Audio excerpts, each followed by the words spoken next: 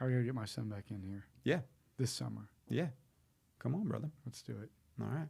Okay. Before we get out of here, I did want to ask, any tips just for if people get in trouble with the police, right? Any, how do and what if the cops are roughing me up a little bit? What if this is like a legit, I'm getting roughed up. This is unfair. What do I do? Are you talking about as it's happening? Yeah. Well, you can't fight back, that's for sure. Because first of all, there's the problem with the police. And again, this is based on more life experience than legal experience, but it's a little bit of legal. The problem with the police is that they are professional witnesses who get trained on how to testify. Okay. Okay.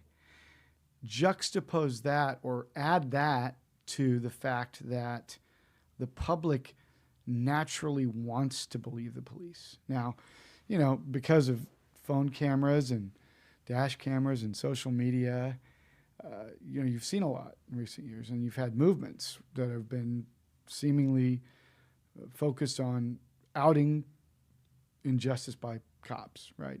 No matter what your opinion is on that, it's out there.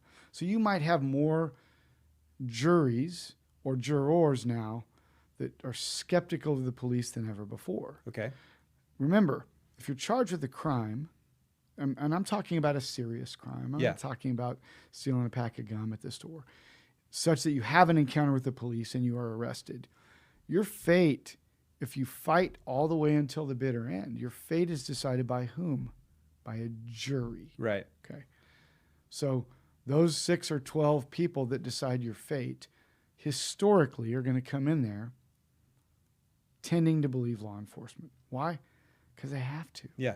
Number one, if we're older, it's been sort of indoctrinated in us from the time we're kids. The cops are good, the bad guys are bad. Mm-hmm. But also, we all have a need to believe law enforcement are honest and sincere and looking out for the greater good and just. Because if we don't believe that, we become pretty cynical about our society. And so you have to remember that you may go into any dispute with that officer a leg down or a little bit behind in terms of who people want to believe. People also believe at the criminal courthouse, and you see this in DWI cases a lot.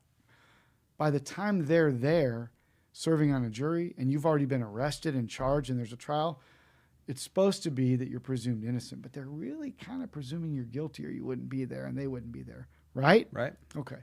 So your interactions with the cop that are probably being recorded by some cam, Yeah. you have to be the better one. Okay. You have to be the nicer, more polite one. Yeah. You can't be obnoxious, arrogant, profane. Yeah. You have to directly answer. You have to be the meaner and more obnoxious they are with you. You have to be the exact opposite with them. Kill them with kindness kind of thing. Because that's how you're going to have credibility later. And the situation probably won't get as bad if you're doing that from the Bingo. get-go. Then it doesn't escalate. So just show some respect. Well, then you just let's compare it to your example earlier about avoiding fights. Like you can diffuse people. Yeah. You can diffuse situations. You can avoid it, at least avoid it from escalating. Yeah. This is an interesting. And I would also add one thing. Yeah. Ask them, is this being recorded? Oh, okay.